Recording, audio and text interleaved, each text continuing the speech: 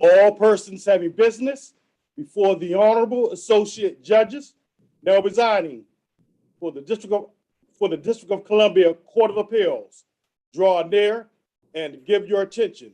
God save the United States in this honorable court. This honorable court is now in session. Please come to order. Good morning and welcome to the District of Columbia Court of Appeals in our virtual form.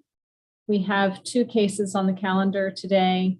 The first is Dianna Y. Lalchan versus the United States, 19 CF 914. Counsel for Ms. Lalchan, if you could introduce yourself for the record and let us know how much time you would like for rebuttal. Good morning, Your Honor. May it please the court, Daniel Gonan on behalf of the appellant Dianna Lalchan. I'd like to reserve 2 minutes for rebuttal. And just a brief procedural note before I begin. I had indicated in the opening brief an intent to supplement the record with the video of Ms. Lalchan's police interview. Ms. Kelly and I had a lot of difficulty actually identifying the version of the video that was admitted as a government exhibit at trial, and ultimately we agreed that in our view, the video is not, the court doesn't need to see the video for purposes of the appeal.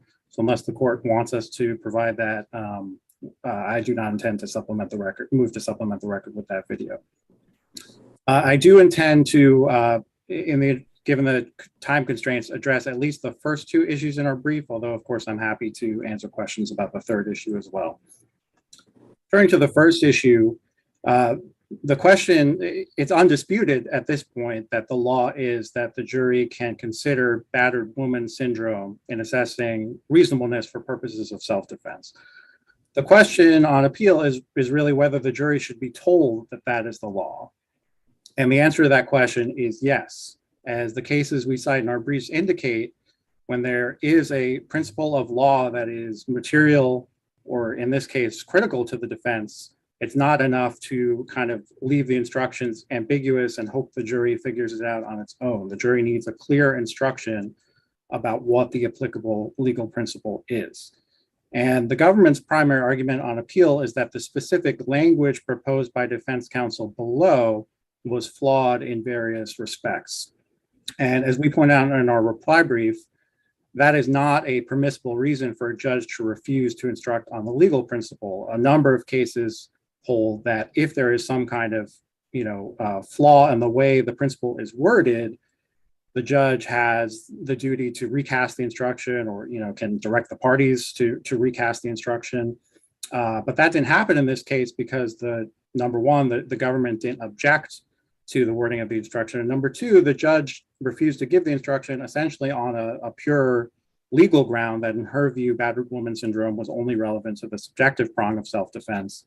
And Can I ask you about, do you concede that the instruction that the defense requested at trial was defective, or do you think it was fine? I know you proposed some slightly different wording in your reply brief, but do you concede that, yes, there were some infelicities in it, it's just that that's not a good enough reason to completely deny instruction, or do you think actually it was fine on its own terms?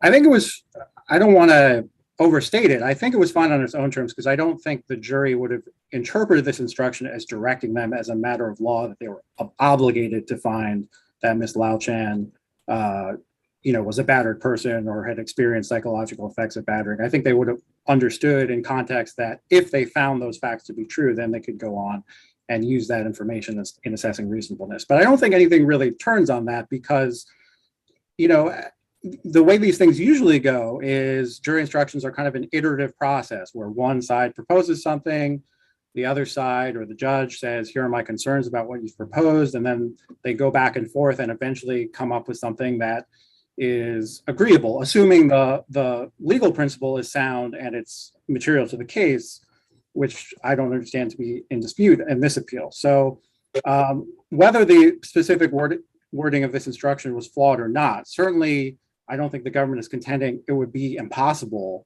to formulate a correct or an acceptable kind of neutral wording of the instruction that could have been given at trial. And I think that's ultimately dispositive. I thought an aspect of the government's argument is that the trial court's ruling is, this is paraphrasing, I think, but if I understand it correctly, that the trial court's ruling was really not so definitive, and that the trial court said, I don't, right now I'm not going to give you the instruction as you worded it, but you can wrap back around at the end of the case and ask me again, and I'll, consider whether there's something appropriate on the facts of the case or tied to the facts of the case or something like that. And so I think that their line of thinking seems to be, the original instruction had some difficulties in it. The trial court said, I don't really like that one, the way it's worded, but try again later. And that then your client's attorney didn't try again later, and that wasn't an adequate way of preserving the current objection. What's your response to that, what I take to be that line of reasoning in the United States' response to your argument? Well, I would disagree with the contention that the United States has made that argument. I think they note it and I will go on to address it, but I just want to point out, they do say at one point in their brief, we didn't renew the request, but they don't have an argument about, a consequence that flows from that. And I think the reason they don't make that argument is because the judge did deny the request, and she denied it on a legal ground. So it's not, like in a severance context, for example, where there's some obligation to renew a motion to sever because the evidence as it comes in a trial is different from the government's proffer or something like that. Here, the judge said kind of categorically, in my view, this stuff is battered women's syndrome and all this other stuff is not relevant to reasonableness. It's only relevant to the subjective prong. So that's kind of like a blanket ruling that. When you say the trial court ruled categorically, can you kind of zero in on where in the transcript you would characterize the trial court's ruling as categorical in that way? Sure. And I do want to preface this by saying at one point she said, I'm not going to rule on this right now. But then a few pages later in the transcript, she actually does say, I'm denying your motion. And she says, just so the record's clear, I'm denying your motion. And when she says, I'm open to doing something on the facts of the case, I don't know what that means. I think my best guess about what she's talking about is she's saying, I would instruct the jury that they can consider the expert testimony in assessing, her subjective beliefs, because that's what the judge thought was permissible.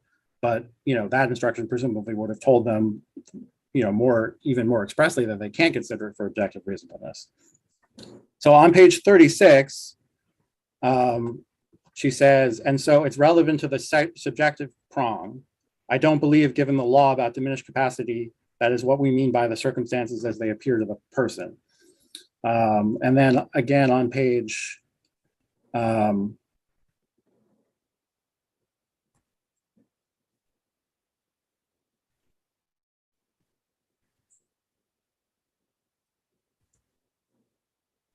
think it comes up again. So on page 40, that's where she says, so earlier she said, I'm not going to rule on this right now. And then she says, just so the record's clear, I'm denying right now the motion for a self-defense instruction.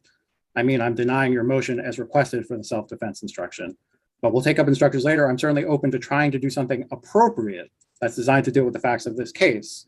So again, I think in her view, what's appropriate would be an instruction that they can consider the expert testimony in assessing the subjective prong of self-defense. But in our view, that's not good enough and is contrary to what the law would permit.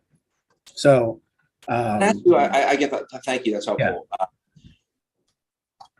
One issue that the parties seem to maybe have different views about, but I'm not sure, is two possibly different ways of communicating the idea to a jury that prior battery and its effects are relevant in assessing objective reasonableness. And one of them is sort of along the lines I just described it, which I think is very similar to the language that's in your reply brief. And the other is one that instead says, let's have individually case-tailored reasonable people. And rather than kind of saying, look, if you find evidence of X, consider it in determining what a reasonable person would do, because it's reasonableness in the circumstances. But the other approach, which is more the way it was worded, I think, in the defense proposal, the proposed instruction at trial, was jury, when you're supposed to consider objective reasonableness, But the way to do that is say objective reasonableness for a person who is in the situation that you find the person in. So, if you find that there was evidence of prior battery and its effects, and if you find that is germane to your assessment of things, then you need to consider like what would a reasonable person who had those experiences do. Do you think those are essentially logically the same, and either way is a fine way of communicating that thought to the jury? Or do you think there's some difference between those two ways of communicating what may be the same idea, or maybe it's a little bit different if you communicate them in those different ways? I think my answer is yes, they boil down to the same thing. And the reason for that is that the only way the jury can really consider the perspective of a battered person as opposed to the perspective of a person who hasn't experienced battering is through the expert testimony. That's the only thing they're going to have to guide them as to what the difference might be, because it is something that is, I think, beyond the ken of most jurors, unless they happen to be someone who has experienced battering. So telling them you can consider the expert testimony on battered woman syndrome and assessing reasonableness, I think, is functionally the same as telling them if you find that she was the defendant was a battered person, you may consider, or you should consider, reasonableness from the perspective of a person who has experienced battering and has been psychologically affected by it.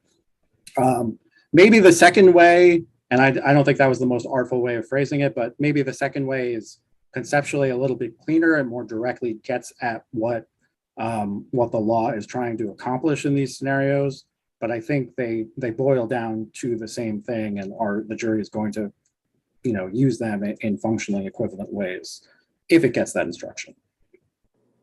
But of course, the jury did not get that instruction in this case, and there's just simply no way of knowing whether they applied the sort of as the way the judge saw it, which is that all this kind of psychological expert testimony that can't be relevant to the objective prong, because that's talking about, kind of a individual subjective trait as opposed to something that is common to all kind of reasonable people. And the amici brief, I think, talks about this in particular, that starting on page 12 of that brief, that in the absence of the instruction, that's really how the jury is going to take this testimony. They're kind of intuitively going to react to it exactly the way Judge Beck did. Psychological expert testimony, that's about subjective stuff. That's idiosyncratic. That's individual. That's not objective reasonableness. Can I do the trial court's, although the trial court's thinking in denying the requested instruction pre-trial is not entirely clear to me. It seemed to rest in part not only on the point you're raising, but also on the idea that permitting consideration of expert testimony about battery and its consequences or effects would run afoul of the limitations in this jurisdiction on diminished capacity defenses. Right.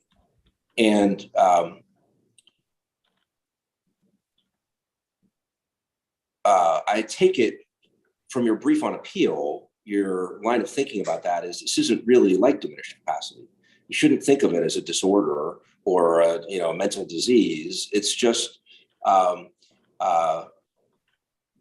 evidence about how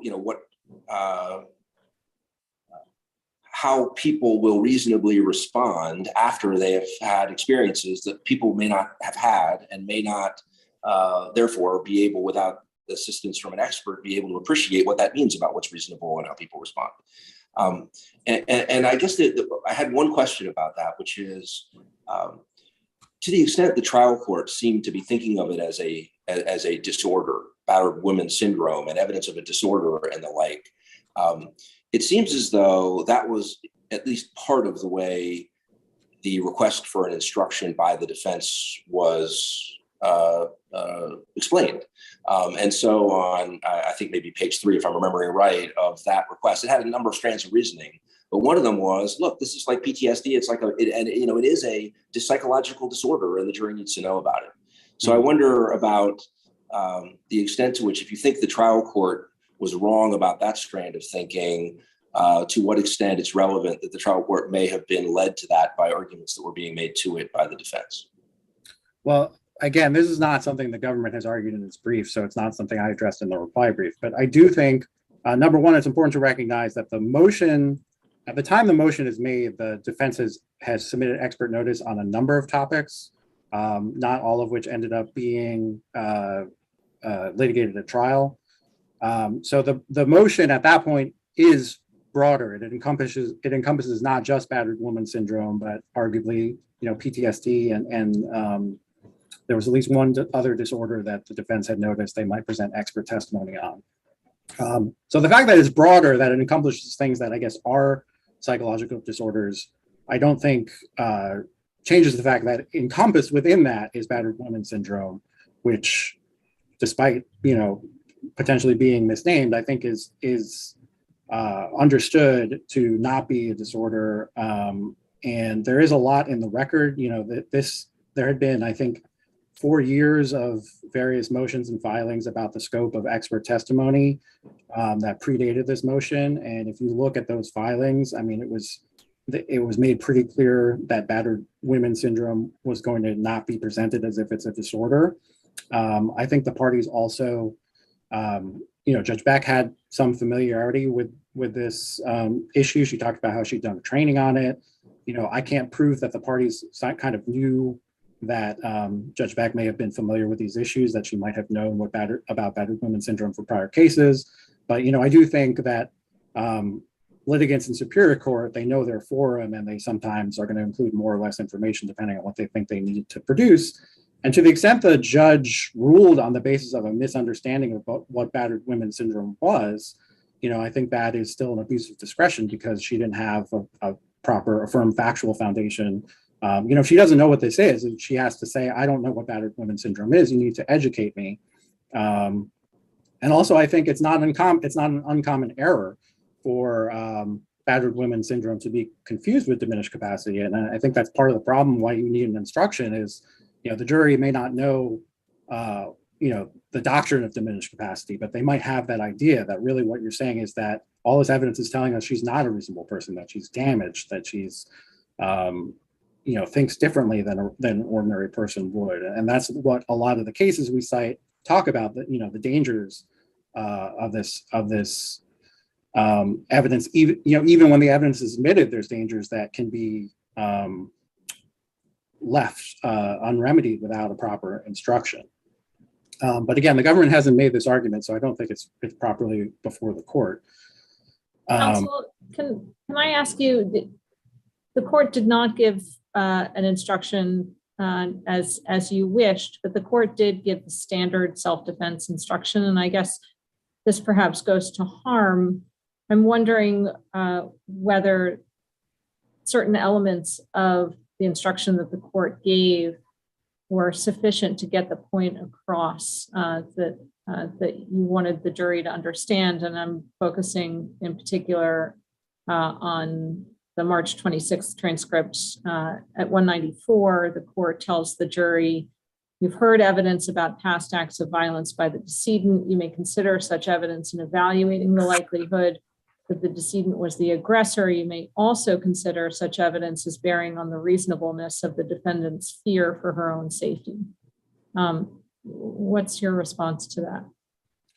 Right. So the number one, I'll address it substantively, but I do want to point out the waiver argument we made in our reply brief, which is I think the government hasn't really articulated how that instruction covers all of the things that the expert testimony covered. But now, I'll address it on the merits. The prior acts of violence tells the jury they can consider, information that was known to the defendant, which is not, particularly controversial or not intuitive to jurors. But battered woman syndrome is about how the defendant uniquely processes that information. And the cases talk about how it can cause a battered person to perceive danger faster and more accurately, in the words of Bechtel, or particularly acute and accurate, in the words of Lynn v. State, the Iowa Supreme Court. It explains, or in the words of Lopez, quoting the DC Circuit in Nwoye, a battered woman can perceive the seriousness of the situation before another person who had not been repeatedly abused might recognize the danger. So, you know, the jury's thinking may have been something like, when she sees that Hulk-like demeanor change, that's reason to be on guard. That's reason to, you know, prepare yourself that something might be coming. But it's not reasonable to react to that as if the strangulation is actually happening. You know, maybe he wasn't going to strangle her. Maybe he was going to hit her, but not use lethal force. Maybe he would have gotten himself under control.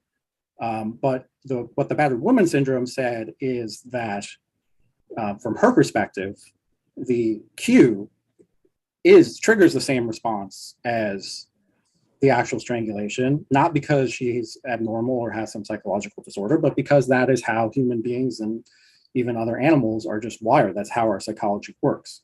So I think from that perspective, even if the jury's thinking was, you know, she acted a little bit too quick, battered woman syndrome could explain why, in fact, her reaction under the circumstances from her perspective as a battered person was, in fact, quite reasonable. And the other thing the cases talk about is, you know, the hypervigilance that other people, even who know about the acts of violence, may not recognize the cue itself because they're so subtle. The cases describe it as trivial, innocuous, seemingly innocent. So, you know, you can describe the cue to somebody else perhaps, but they're not going to necessarily recognize it as quickly and accurately as the battered person. So it's almost kind of like a spider sense, where you can perceive the danger before another person might. So it's actually an enhancement when you think of it that way, as opposed to a detriment. But, you know, a number of the cases talk about this. Gardner, for example, says, even though that's the New Jersey Supreme Court case, even though we were sure the jury understood they can consider past acts of violence, we're going to reverse the conviction because they were not told to address reasonableness from the perspective of a woman who'd experienced battering.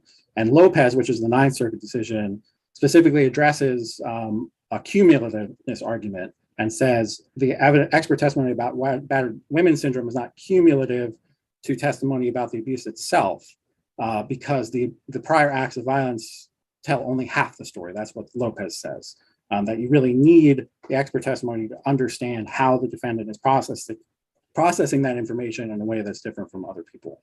I do see that I'm out of time, and unless the court has questions on the other issues or wants me to address anything, you know, I'd ask the court to reverse. Thank you, counsel. We'll turn to the government now, and we'll give you a few minutes in rebuttal. Morning, Your Honors. May it please the court. Catherine Kelly on behalf of the United States. Your Honor, in this case, the trial court appropriately denied the defense request for a modification of the common self-defense instruction in the standard jury instructions. And it was not reversible error to deny the language that the defendant sought here.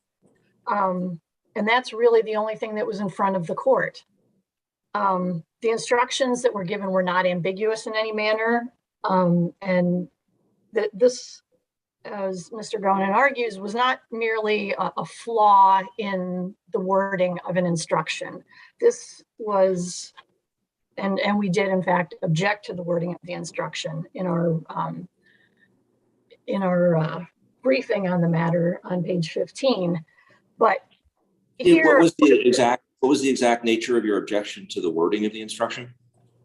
We first in our briefing cited the standard jury instruction on self-defense, and then in the conclusory section on page 15, and this is our March 1st, 2019 filing, it appears at number 78 in the record. It said the United States respectfully requests that the court deny the request to change the jury instruction and give it an instruction with, quote, reasonable woman with a history of trauma and effects of battery, unquote, or alternatively to wait till the defense makes that seems more like so just a quote of what the proposed language was. You're saying that was a signal. Saying, please don't give it. That was a signal to the trial court that even if it was substantively okay to communicate to the jury that expert testimony about battery and its effects is relevant to objective reasonableness, there was a wording problem with the way in which the proposed instruction was drafted?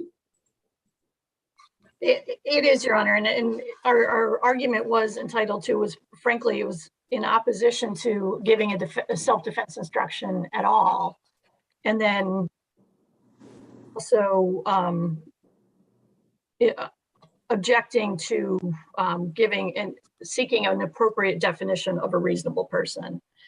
So the main thrust of our argument was that I'm a little unsure. Self-defense instruction in this case. Excuse me.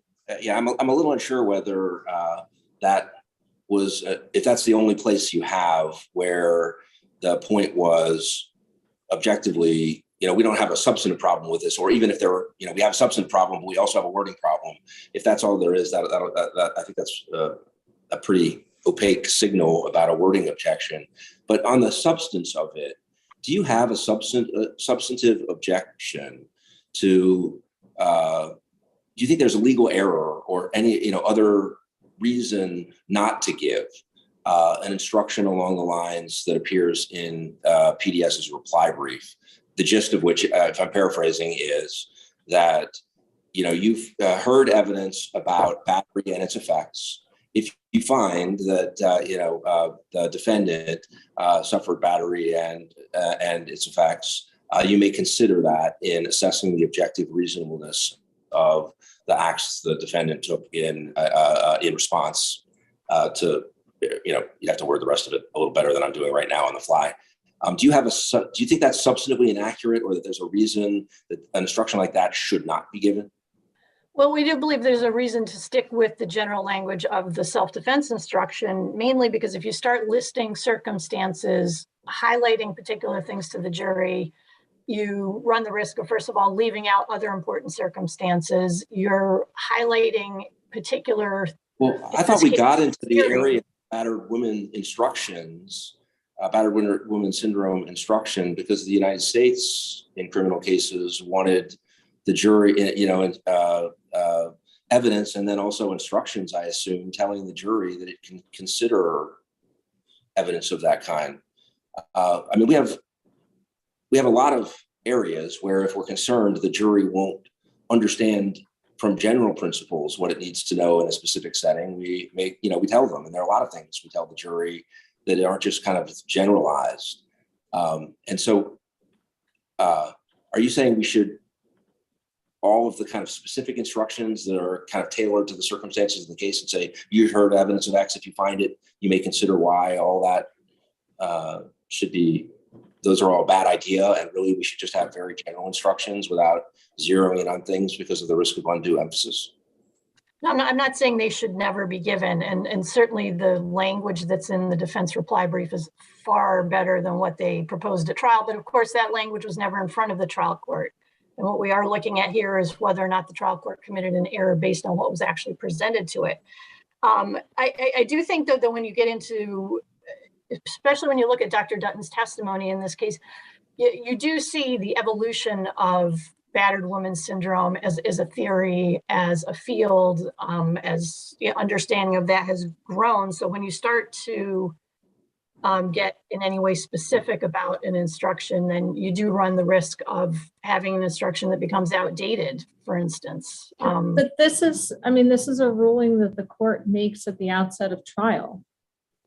Without regard to how the evidence comes in, the court just says, at the bottom of 39, I think we're in disagreement about the objective prong, right? It just sort of flat out says, I don't think that, this information about battered women's syndrome goes to the objective prong of self-defense. That's correct. So, and that is what the court said. But then again, on page 40, the court continued and said that for right now, the court was denying the self-defense instruction. I'm denying your motion as requested for the self-defense instruction, but we'll take up instructions later. And I'm certainly open to trying to do something appropriate that's designed to deal with the facts of the case. And the court was noting that it was premature for that. Right, because the court, I think, is alluding to the earlier statement on 39, where it says in the middle of the page, I'm not going to be trying to figure out the actual instructions until later, right? It's saying, I'm just talking about questions of law right now, which goes to its point that battered women syndrome doesn't pertain to the objective prong of self-defense. And the court says it certainly sounds like there's some dispute. In your pleading, you said that there wasn't any dispute about whether Ms. Lalchan is a victim of battered spouse, battered wife, woman syndrome. But it sounds like there is some dispute about that. So, the court is saying we need to wait for those facts to come in, and that pertains to the subjective prong of self-defense. But the court notes that it's already denied the government's motion to preclude a self-defense instruction. So some sort of instruction is going to be given. And the court seems to be saying, look, we'll figure out how the subjective prong is going to be delivered. But I'm telling you now, I'm not going to give an instruction on self-defense that says battered women syndrome has anything to do with the objective prong. Do you think I'm misreading the transcript here? I think from 39 to 40. I think that's a possibility about what the court was saying, Your Honor. But still, there was the defense.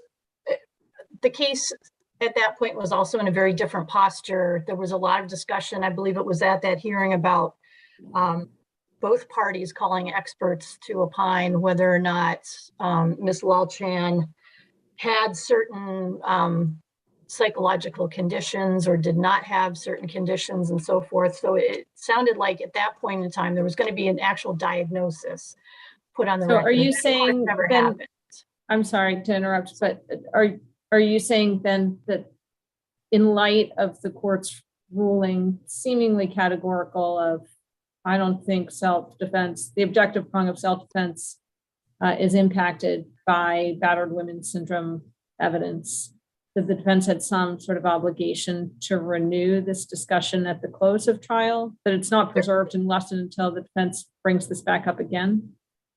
No, we're not arguing that it's not preserved, but the point is that the defense, given the change in the evidence as it came out at trial, and given the fact that the argument now is that the court seemed to be making a legal ruling that was incorrect, because the court seemed to be in some manner discussing that you couldn't look at battered women syndrome evidence for the objective prong because that was somehow related to diminished capacity. If defense believed that that was an incorrect ruling of law, it certainly could have moved for reconsideration, telling the court that that was inaccurate, and sought additional language or much better language than it sought, but it simply just didn't go that direction at all. It never renewed any request for to be clear, instruction. You said a second ago, you're not arguing. Are you making those points? And you adverted to one in your brief and footnote, as your opponent noted, and I had, I guess, taken you as implying an issue preservation argument. And I think I heard you just say that you're not actually making an argument that this issue wasn't preserved. Did I hear you correctly? They sought a jury instruction. It's on the record. I can't say that they didn't ask for an instruction or that it was plain error, certainly. But it was. Can I ask you I asked you a question and you gave an entirely fair answer. But I want to try to ask it in a slightly different way to get your position on a slightly different point. I asked you about whether you had an objection to the giving of the instruction that it appears in the reply brief. And you said you did, and you gave reasons. But the question a little bit differently is, do you think that instruction is an accurate statement of law? I mean, to the extent that it indicates that you may consider that particular evidence an expert testimony, it's accurate, because as the self-defense instruction already states, that you can consider all the circumstances to determine whether or not the defendant's thoughts were objectively reasonable at the time that she did in fact believe that she was facing imminent danger, serious bodily harm, or death. And relatedly, to the extent the trial court's ruling seemed to, at least at times, reflect the idea that evidence, expert testimony about battery and its consequences was not relevant to the objective reasonableness part of the self-defense inquiry, do you agree that if that is what the trial court thought or was ruling, that's an incorrect principle of law or conclusion of law. Well, to the extent that the court seemed to think that it couldn't be used in regard to the objective reasonableness prong because it was a form of diminished capacity, then that would be incorrect, because I believe it's Ibn Tomas that allows, even though you can't have a diminished capacity defense in this jurisdiction, you can still get in evidence of mens rea that is not diminished capacity. And it's my understanding that battered woman syndrome is not considered to be a diminished capacity. I think it's important to remember in this case, though, that the jury instruction that was given allowed the jury to consider all of the evidence that the defense presented about battered woman syndrome through Ms. Lalchan's own testimony about her experiences, as well as very lengthy testimony by Dr. Dutton. So there really is no question that the jury was well aware it could use this testimony, particularly when you look at the defense closing argument that highlighted and wove together a roadmap essentially for the jury to use Dr. Dutton's testimony and Appellant's testimony at trial to explain exactly how one's experience with domestic violence may affect your beliefs at the time, both subjective and objective. Particularly, I'm thinking the closing argument at page 43, this is on March 26th, explained that the defendant had good reason to be terrified that Chris, her husband, would kill her based on prior strangling. And Dr. Dutton had said that strangulation causes a 7-fold increase in the likelihood that a victim would be killed. Repeatedly at other times in 81 and 82, 95, 96, 97, and 98 of the closing, the defense counsel asserted that Ms. Lalchan's conduct was reasonable in light of Dr. Dutton's testimony that a victim learns to read her abuser's cues, and those are cues of violence, which corresponded to the defendant's testimony about Chris entering the Hulk mode. Also, the way you framed your point about the instruction, you said the instructions that were actually given allowed the jury to consider this evidence. And I'm wondering whether that's good enough. And so let me just give you a hypothetical. Imagine that in a self-defense case, the trial judge says about objective reasonableness, I'm going to tell the jury it may determine the objective reasonableness of the actions taken by the defendant allegedly in self-defense. That will allow the jury to consider everything that goes to objective reasonableness. But imagine that the defense attorney or the government says to the judge, well, no, wait a minute. I would like the jury to hear some additional information. I'd like to have the jury get some necessary guidance about some relevant legal principles that the jury might not, know unless we tell them.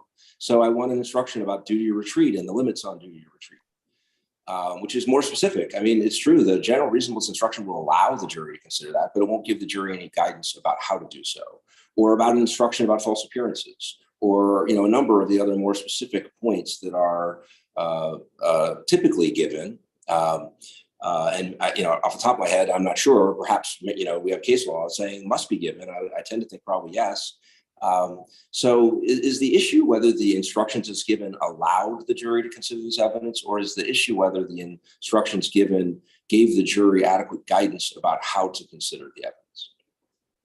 I think the question is whether or not they gave adequate guidance, and we certainly believe that it did here. The court instructed the jury that the question here was not whether, looking back on the incident, you believe the use of force was necessary. The question is whether the defendant, under the circumstances as they appeared to her at the time of the incident, actually believed that she was in imminent danger of bodily harm and could reasonably hold that belief.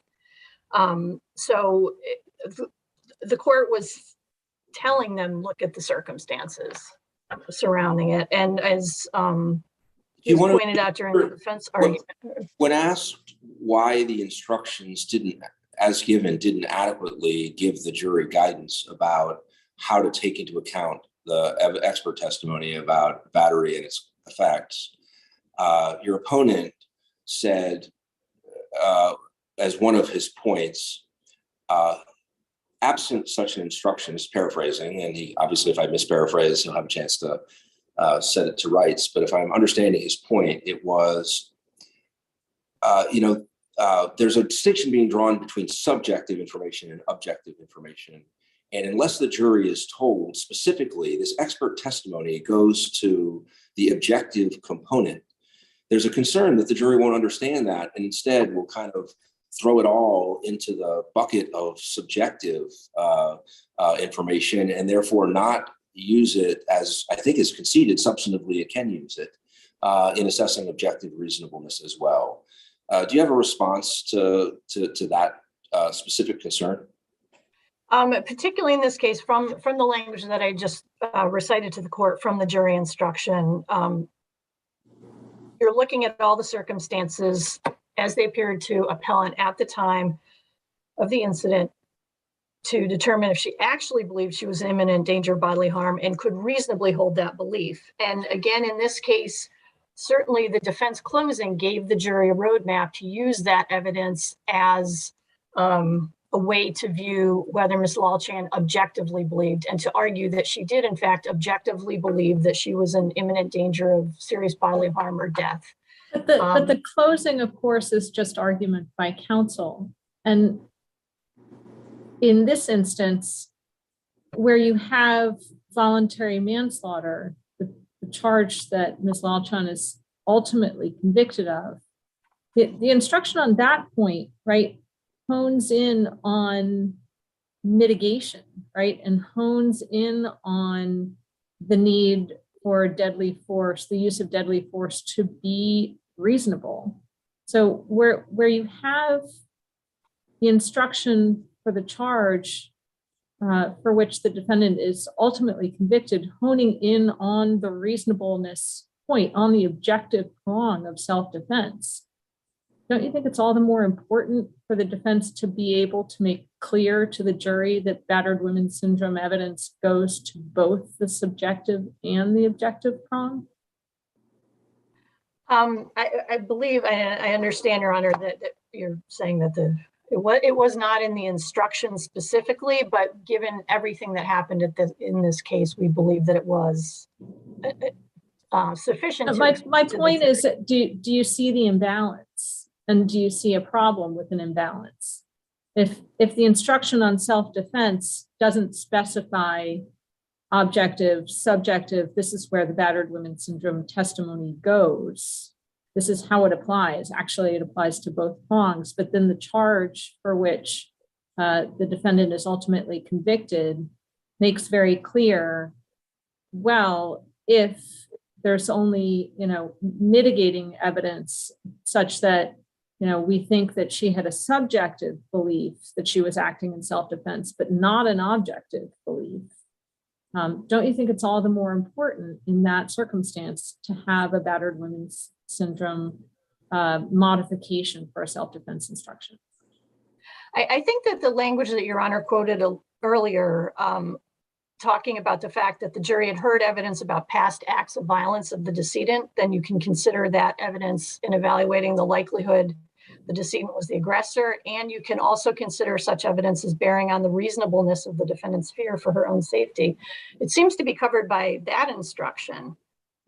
Also, prior threats that her husband made was also pointed out by the court as evidence that you may consider bearing on the likelihood that the decedent was the aggressor and the reasonableness of the defendant's fear for her safety. So it is incorporated there. You can look at prior incidents of abuse and the testimony from the victim and all the evidence at trial as applying to the objectiveness of her beliefs at the time as well.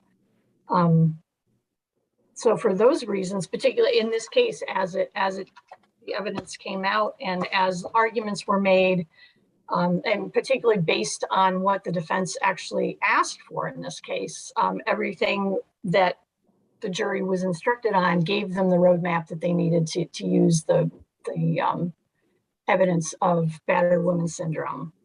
They properly informed the jury regarding subjective of self-defense, including objective reasonableness.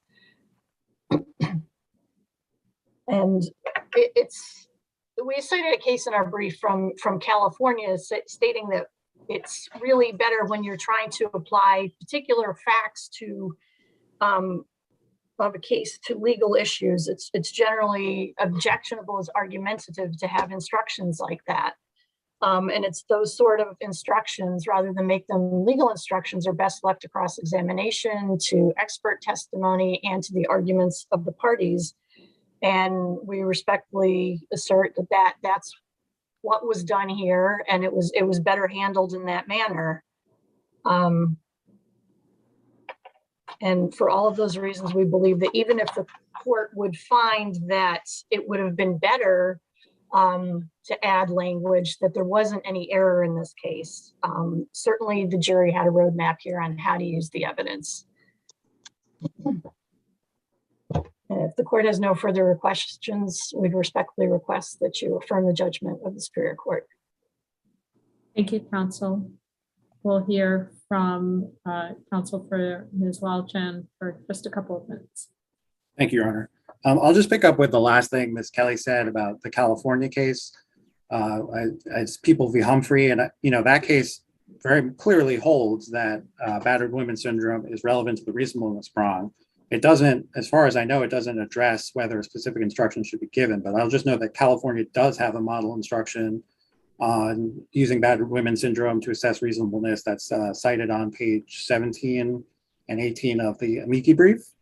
So that is, kind of part of the California law. I don't know I think those jury instructions are actually approved by some kind of official board, but I could be wrong about that. Now, I did want to go back to the preservation argument, because the argument that I think the government alludes to in a footnote is that the claim on appeal is, quote, newly worded. That's the phrase they use on page 23 of their brief. They use that phrase twice. And I understood that to mean that instruction we requested below used the phrase history of trauma and effects of battering, whereas on appeal, we're more directly talking about battered woman syndrome, kind of as a shorthand for that, but they mean the same thing. So I don't think the premise of the government's argument is correct. And I don't think they've really even alluded to any other sort of preservation argument other than the change in the wording from effects of battering to battered woman syndrome. I wanted to pick up on something Judge McLeese was asking about in the government's argument. Is it enough that the jury can maybe figure out the correct legal principle from the instructions they got? And that is absolutely not sufficient. And we said the cases I would rely on most clearly are Brawner, Dawkins, and Panu v. Jacobson, which is a civil case, but both parties have cited it, and I think it kind of speaks to the same issue. And Brawner in particular is instructive because the issue there was the defense theory was that the defendant was charged with attempt to escape, and the defense theory was that he did not intend to leave the jail and fail to return. So that intent is required for an attempt. That is legally correct. The judge refused to instruct the jury on that principle. And on appeal, the court said the jury might very well have inferred from the word attempt that some sort of intent to require it. You attempt to do something on purpose, not by accident. But that was not sufficient where it was material to the defense, and the defense had requested a correct legal principle that an attempt requires the specific intent.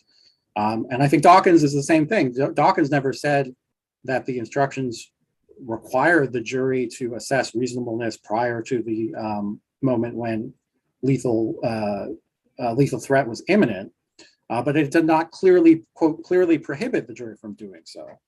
So in a case where that was a material issue, a more specific instruction was needed, even if the standard retreat instruction might be perfectly fine in most cases where there's not this non-deadly confrontation that precedes the deadly confrontation. But in a case where that's a material fact and the defense is saying the jury needs more specific instructions on the point, it's reversible error, even if maybe the jury got it right. And Panu v. Jacobson is to the same effect. I'm not going to belabor it, but there was a dispute about the negligence standard in that case, and not only was the attorney allowed to argue their theory in closing, but it certainly wasn't prohibited by the instructions, but a more specific instruction was required, even if not the specific wording of the instruction requested by plaintiff's counsel in that case. On the theory that the defense closing somehow did everything that the instruction would have done, I think Judge Easterly alluded to the fact that closing arguments are not the same as court instructions. And we cited cases in our reply brief, Stack, Fearwell, and again, Panu, that say just because an attorney is allowed to argue something in closing is not enough when a jury instruction on that legal principle is denied. And I think you could, if you look at the defense closing, I mean, I acknowledge that there were times they alluded to, I think, the concept, but what I assume they were afraid to do because of Judge Beck's ruling is to come out and directly say, when you assess objective reasonableness, you're not doing that in a vacuum. You need to assess it from the perspective of a battered woman. And I think if they had made that argument, Judge Beck very well may have sustained an objection to that because it was contrary to her understanding of the law. And of course, I'm sure the court has seen many times when an instruction is given, the attorney will highlight that instruction in their closing argument. As the judge instructed you, when you hear expert testimony about battered woman syndrome, you consider that in assessing objective reasonableness. And I do think the fact, the instructions do list maybe like 5 things that the jury is supposed to take into account in assessing reasonableness: false appearances, heat of passion, prior acts of violence, prior threats, and possibility for retreat. So there's almost a expressio unius est exclusio alterius kind of thing where the jury would think, okay, here are the things we're supposed to use in assessing reasonableness. None of these things talk about expert testimony about the psychological aspects of the defendant, which sure sounds like subjective stuff. And particularly in the mitigating circumstances instruction, the instruction makes very clear that there's like a subjective prong to this and an objective prong, and those have to be two different things. So once the jury goes through the work of saying, yes, that she subjectively believed she was in imminent danger and that she subjectively believed she needed to use deadly force to protect herself, well, now we've got to go on and do the next step and ask if that's objectively reasonable. And all the stuff we just considered about her psychology and stuff, well, that doesn't sound like objective reasonableness. So, and I also think that best explains the verdict. I don't think the government really has an explanation for the verdict we got in this case, but they did, the jury did apparently credit her testimony about all the things that led her to actually and genuinely believe that she was about to be strangled, but they found those beliefs unreasonable in some way. And, subjectivity and objectivity more often than not are going to go together. There would have to be some kind of like extremely unusual situation that would make a defendant genuinely believe something, but for that belief to not be objectively reasonable under the circumstances. So I do think the verdict kind of reflects the fact that the jury may very well, I don't need to establish that to a certainty, but at least a reasonable possibility or probability that the jury said, yes, we believe her and credit her subjective beliefs, but under a very, narrow objective standard of reasonableness, it doesn't fit objective reasonableness. And unless the court has any further questions, again, I'd ask the court to reverse. Thank you, counsel. Thanks to you both for your arguments today. The case will be submitted and you may be excused. Thank you. Thank you.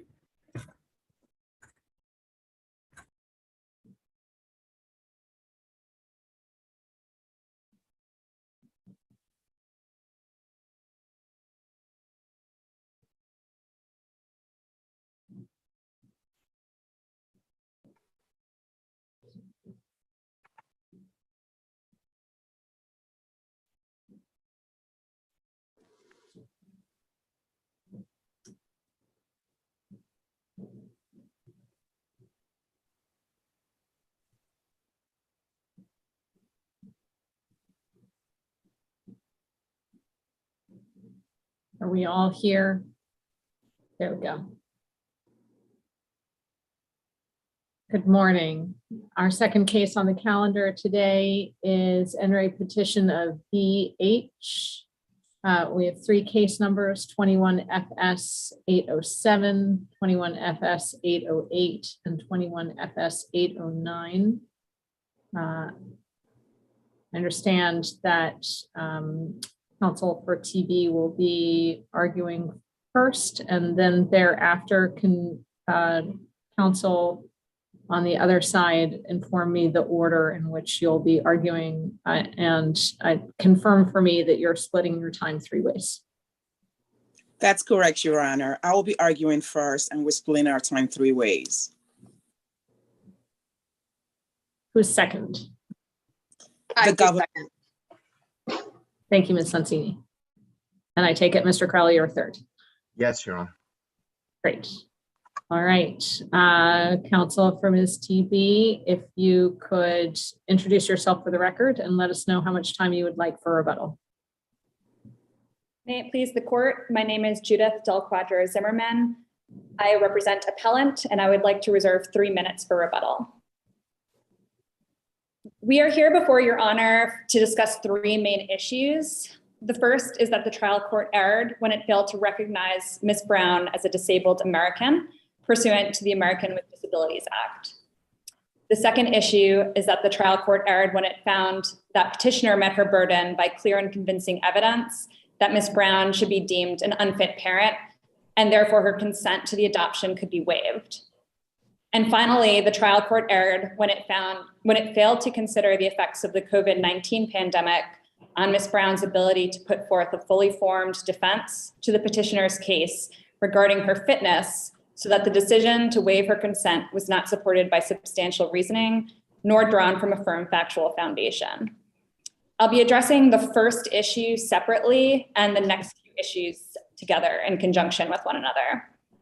So counsel, on the first issue, if we could address the procedural point that appellees have made, although I might see it slightly differently. I understand this argument was not made in the trial court, that is before the magistrate judge who heard the evidence and made the initial ruling about terminating parental rights and granting the adoption. Is that correct? That's correct, Your Honor. However, although this issue is not preserved on the trial level, this court can hear the issue under plain error. In general, that gets to my issue because that seems to skip a step, right? We're not hearing the appeal directly from the magistrate judge.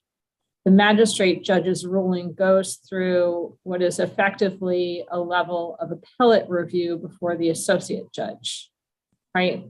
Because we actually statutorily cannot hear the magistrate judge's ruling. It's not a final decision for purposes of our appellate review.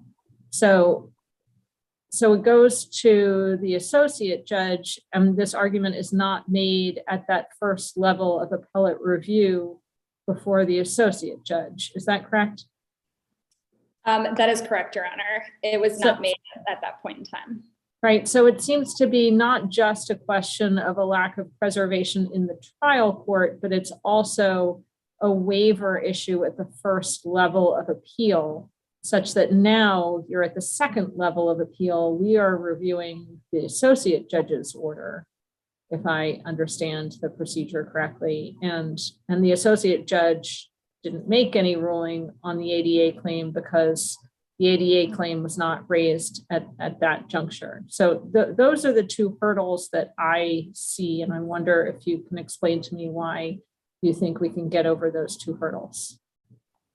Well, it's my belief that under the plain error analysis, you can still reach these issues since it affects a fundamental right of Ms. Brown.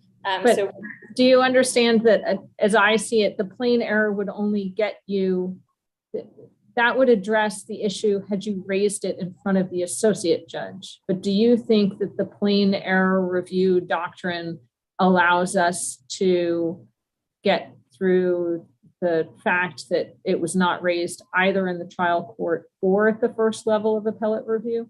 And if so, do you have a case that cites that stands for that proposition? I do not have a case, Your Honor. However, my understanding of the motion for review is not necessarily that it's another level of appellate review.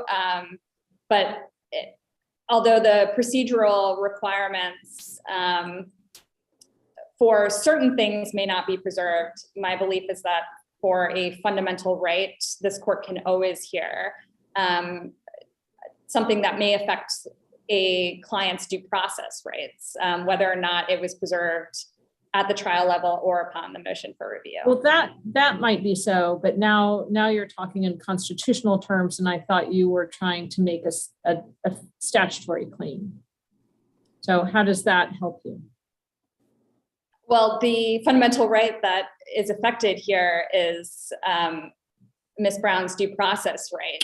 So the right to— Has that been briefed? I thought you were making an ADA claim. We are making an ADA claim, but within that claim under plain error, there is a substantial right analysis that needs to be done, and that was done on the brief, which is that Ms. Brown has a 14th Amendment right to the care, management, and custody of her children, which was curtailed by the court's error in failure to address her ADA rights. So, if, assuming that some doctrine would allow us in appropriate circumstances to overlook the failure to raise this point earlier on in the proceedings, would you agree that that's in the nature of— it's not like we're required to do that. We would do it if on balance that was the fair and just thing to do. Do you agree with that, or you don't think we're required to consider this claim even though it hasn't previously been presented? I certainly agree with that, Your Honor. Yes. And so if the question is, in fairness, should we consider this issue being raised for the first time now? And I don't remember how long ago this case came into the system, but here we are some years later. And if we were to consider the claim and say, well, there is an issue here, and nobody was really focused on the ADA, and so let's go back to ground zero. I mean, let's send it back to before the goal change hearing, perhaps, and try to give resources to your client that are better tailored to, reflecting reasonable accommodations under the ADA. The consequence of that would be, I think, that the final disposition in this case would be put off by, years and years. And that's a serious downside and consequence of having this claim raised this belatedly and then sending it back to kind of start over again with a whole new prism about how all of this should be being done. And so I guess I'm interested in your argument about why we should on balance do that, or why instead we shouldn't say, well, there may have been an issue here, but that's, a lot of water has flowed under the bridge since then, and it wouldn't be reasonable or fair to the other parties who have an interest in finality to send this all the way back to go years later. What's your response to how that should weigh into whatever discretionary authority we have to consider your claim? Your Honor, there is a very clear systemic issue that is highlighted by this case. Most parents, when they come into the abuse and neglect system, are required to get some form of psychological or psychiatric evaluation. And part of that evaluation almost inevitably involves cognitive testing. So a parent's IQ is discovered, and that is presented before the court. Currently, there is no system in place to identify a parent as possibly disabled and connect them to DDS. The outcome of this case could have been entirely different if there was a system in place that does that. Counsel, can we go into this specific case too? You're talking about IQ. And I can see where there was potentially an IQ test, but I don't see where that was on the record below. And I don't, what is on the record? What's the disability your client has, and where is that in the record below? So my client has a cognitive disability, an intellectual disability. Her IQ is 63. She underwent psychological testing after the initial hearing by a Dr. Gilliard, and part of the psychological testing involved a cognitive examination as well.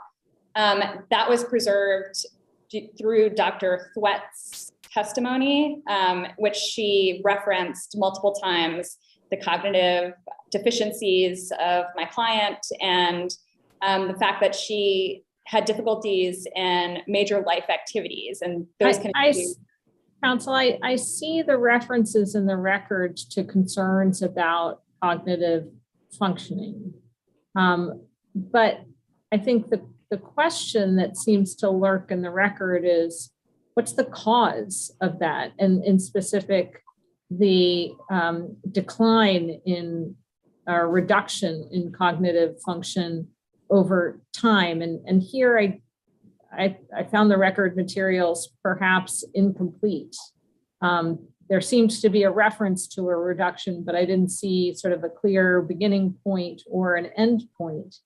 And so I just wonder, to the extent that you're raising this concern about a systemic problem, about a failure to identify parents who have cognitive impairments, it's just not clear that on this record that your client is one, or whether the reduction in cognitive functioning is due to, say, prolonged use of illegal substances, right?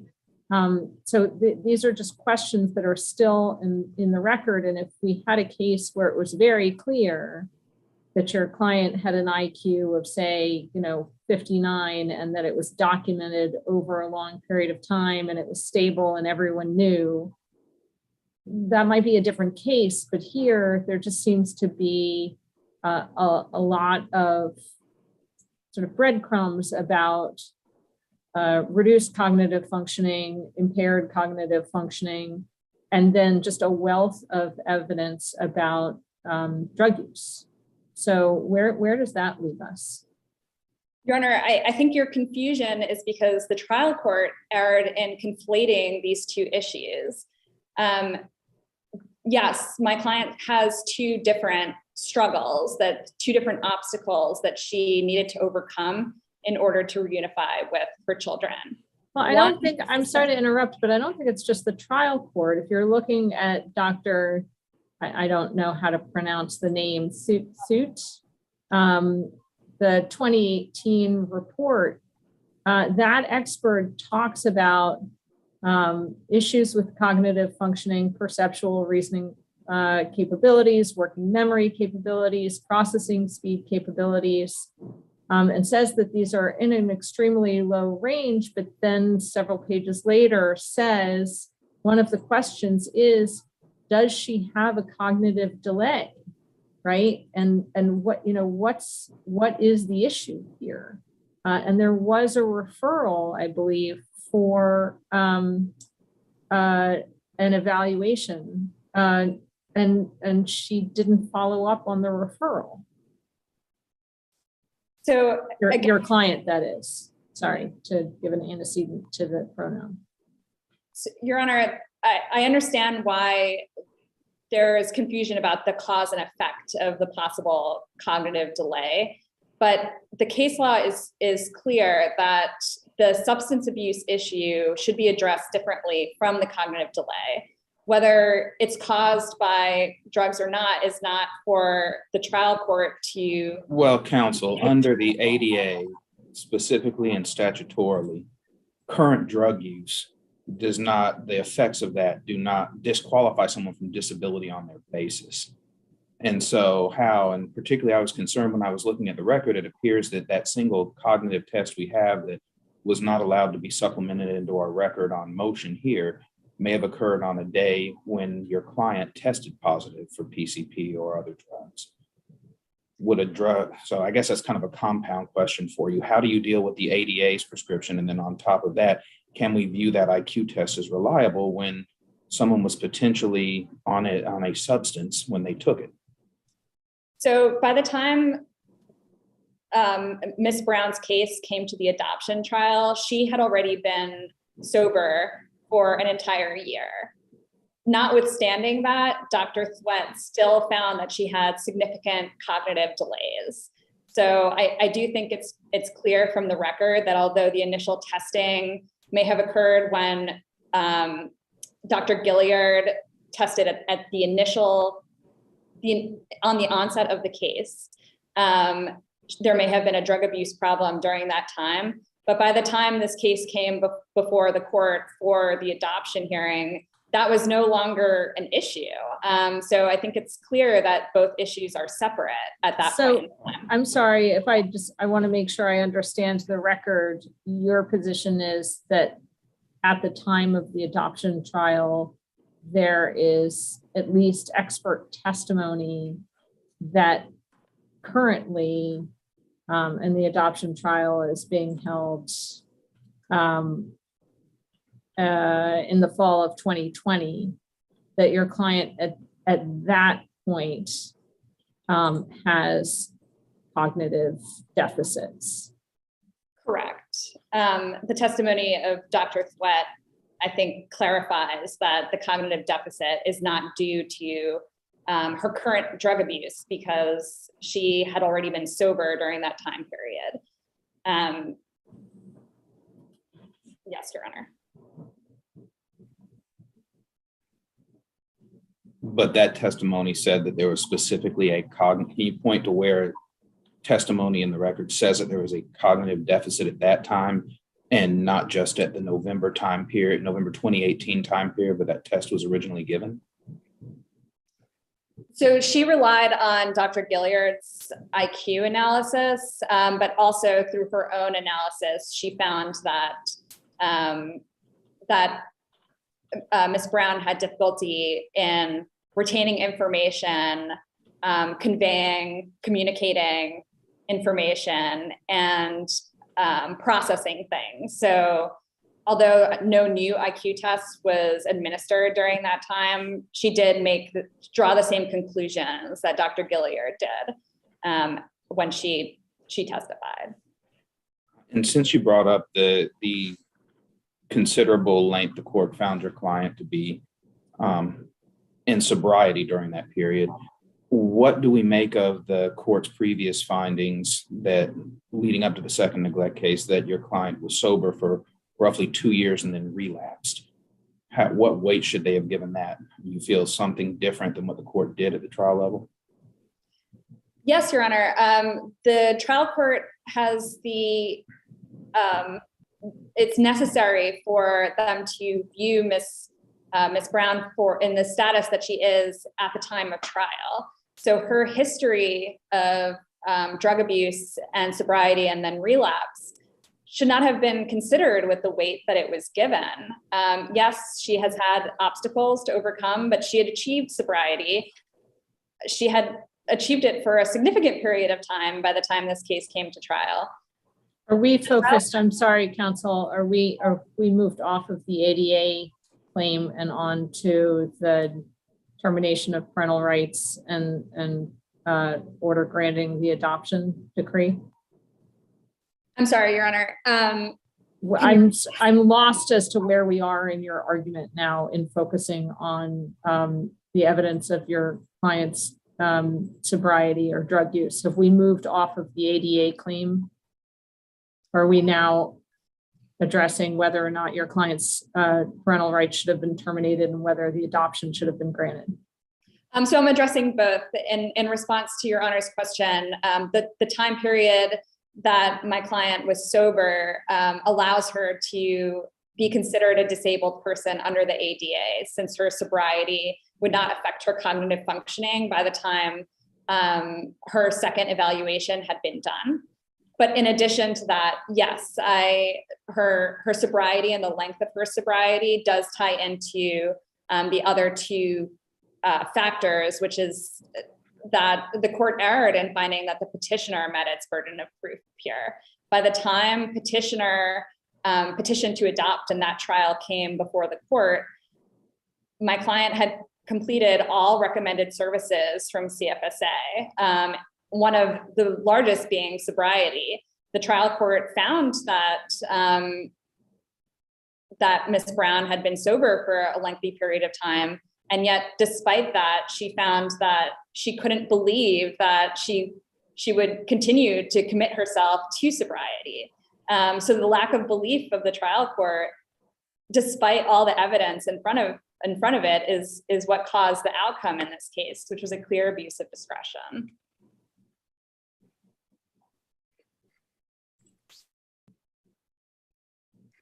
Counsel, you're presenting it as though the trial court's sole ground for finding your client unfit and concluding that consent was being withheld contrary to the best interest of the child was the trial court's acknowledgement of a stretch of sobriety, but refusal to kind of credit that and say, I'm confident that's going to be permanent. That is an aspect of what the trial court said, but the trial court focused on other evidence that included how visitation had gone and a lot of other circumstances. And so even if you're right that the trial court, I mean, it sounds as though you acknowledge that the trial court could give some weight to the fact of a prior period of sobriety and a relapse, but you think undue weight was given to it. Assume that maybe undue weight was given to it.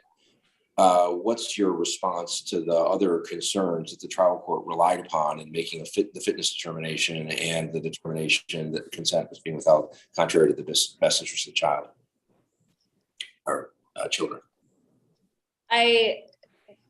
So by the time this case was supposed to originally go to trial, so this is prior to the COVID-19 pandemic, Ms. Brown had made such substantial progress that CFSA was considering unsupervised visits. There was case movement happening at that point in time.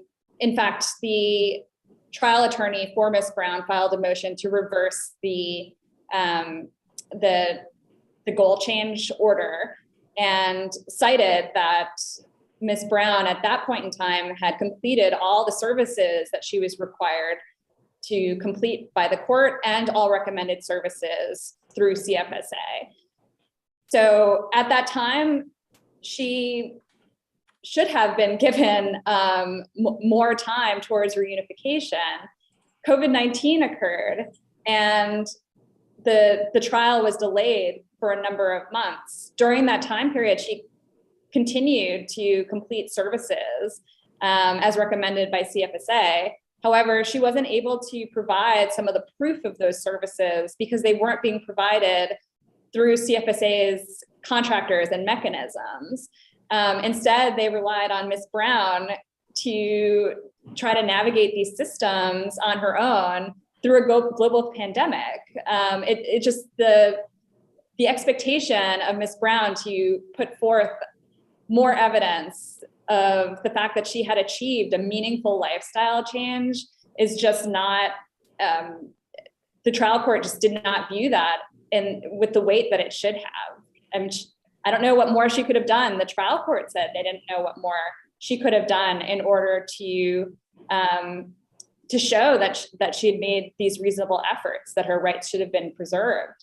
But you haven't really addressed the evidence about how visitation went and the concerns that the social worker had about visitation.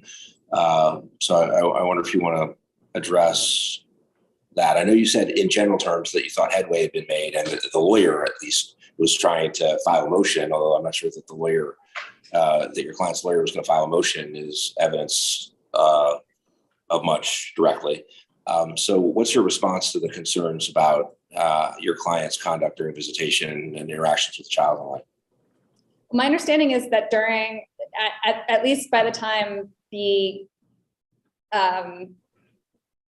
trial before for the adoption proceeding was occurring, that unsupervised visitation had been considered by CFSA and was supposed to move forward. So the concerns for in-person visitation, if Your Honor is referencing the possible stealing of candy during that time period, should have no effect on that has nothing to do with her behavior towards the children.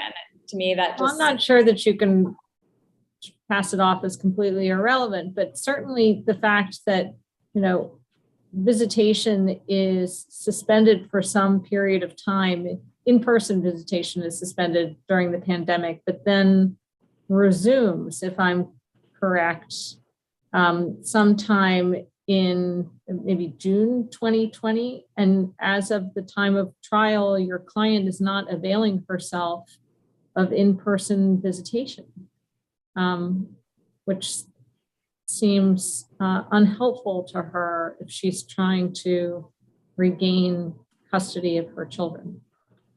So she may not have completed all of the in-person visitation, but she was trying to. I think there was no in-person visitation after the limits from the COVID limits were lifted.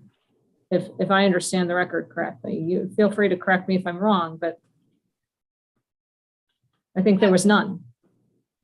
So the only thing that I can put forth is that she was completing the other requirements of CFSA and also completing video visitation. The notes during those visitations were that she was kind and loving to her children and was parenting them as best she could given the circumstances. So I would submit that she was trying to accomplish all the many requirements that CFSA imposed on her, and also juggle trying to complete visitation with the children. So help me understand too, you talked about she was not completing services with CFSA contractors, but was completing services, period, and that she was prejudiced in not having the opportunity to get that into evidence and onto the record.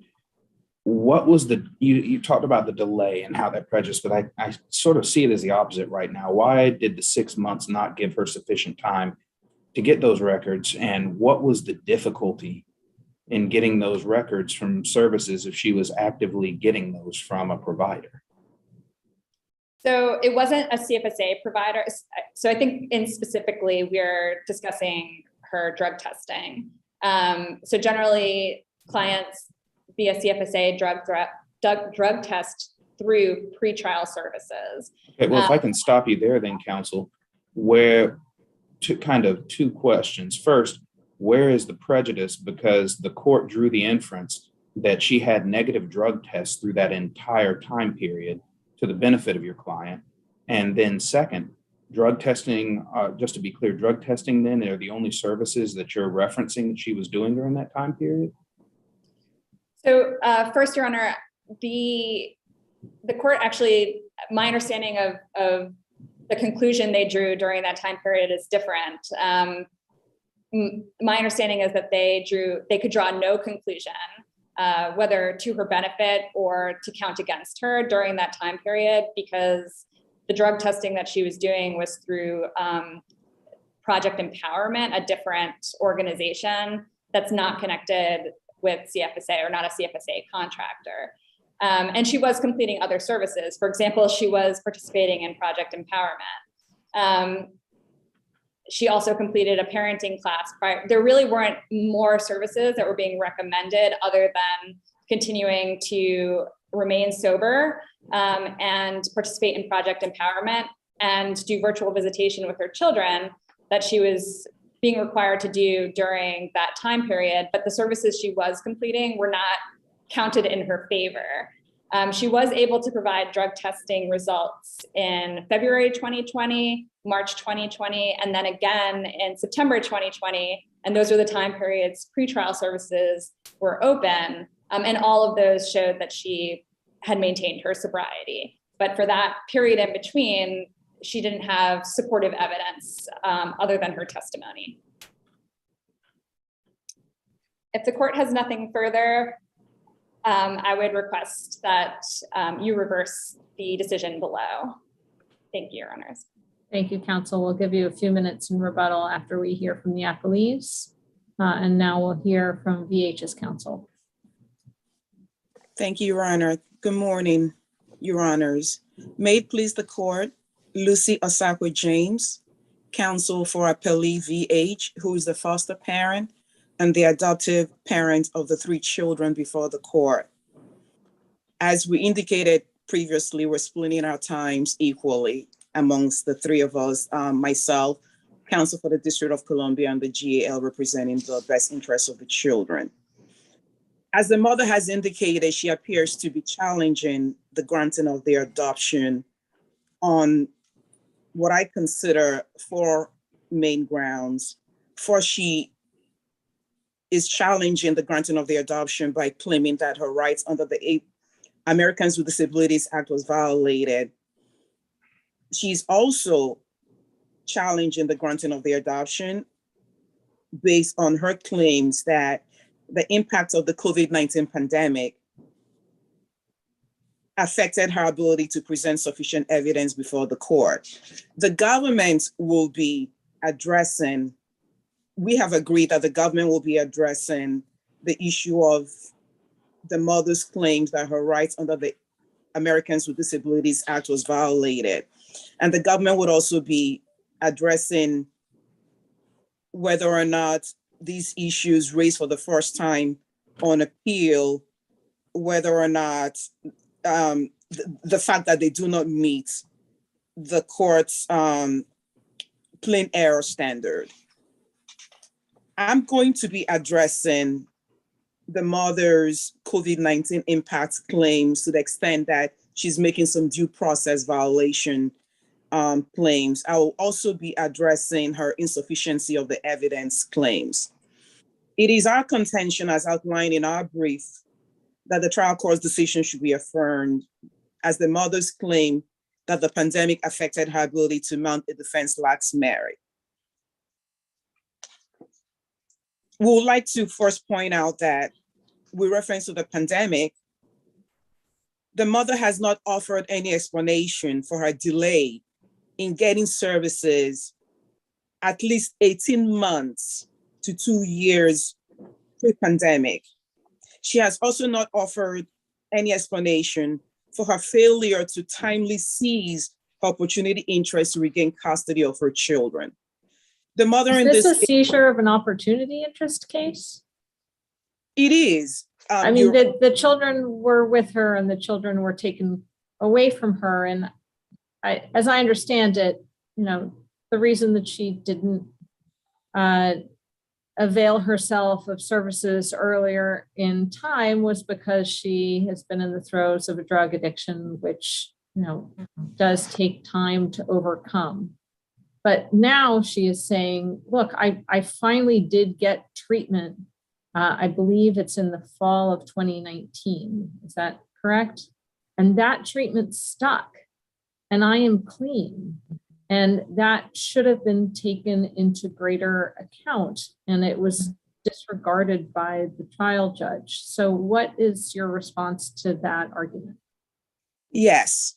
So our response is that the reunification clock in this case did not start when the mother was ready for it to start. The reunification clock on the ASFA guidelines started from case inception in March 2018. I guess I'm not quite sure I understand what that means. Does that mean that a termination and adoption was a foregone conclusion then by the time the adoption trial started in September 2020 because the ASFA guidelines had already been exceeded?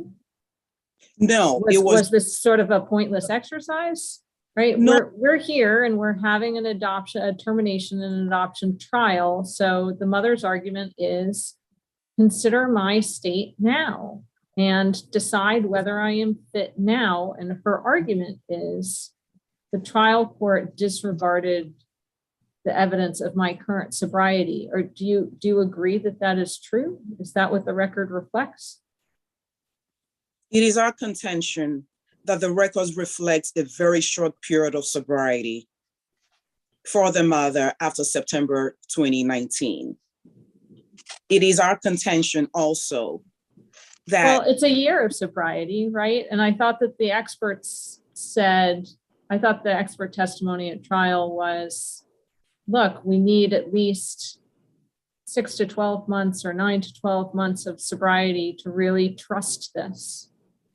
And arguably that's what she had. So doesn't the expert testimony sort of support her argument? Respectfully, Your Honor, we did not have a year worth of sobriety. We had 3 drug tests in a year. That's all And we. the court drew the conclusion that for the other period of time, where she said she was testing negative, they would take her for a word at it. So we had at a minimum 9 months of sobriety and up to a year. And the expert said 8 to 12 months. And I don't know if there were I don't recall immediately if there were other conditions attached to that, but what was missing and what else could the appellant have done? Well, there were a lot of things missing. At the time of trial, there was lack of consistency in mental health treatments. There was no evidence at trial. The mother could have called her therapist to testify on her behalf. Well, it's the That she was- government's burden to prove that the mother is unfit. Right? The And- mother is presumptively fit. So it's the government's burden to prove that she is not. Sounds like the argument that she should have called a mental health professional. That sounds like burden shifting to me. It is our contention that we presented evidence that there was no information that the government could confirm of the mother consistently engaging in mental health treatment. The social worker in the case asked the mother about therapy and her participation in individual therapy. The mother admits that she did not engage in therapy until a few weeks before the start of trial. That was the mother's choice. If there was evidence that the mother was engaged in therapy, it would have been presented before the court. The government was not able to present that evidence because there was no such evidence that the mother was engaged in therapy. I would note that in the first joint pretrial statement, that the mother listed her therapist from inner city to testify on her behalf. There was no such person who testified.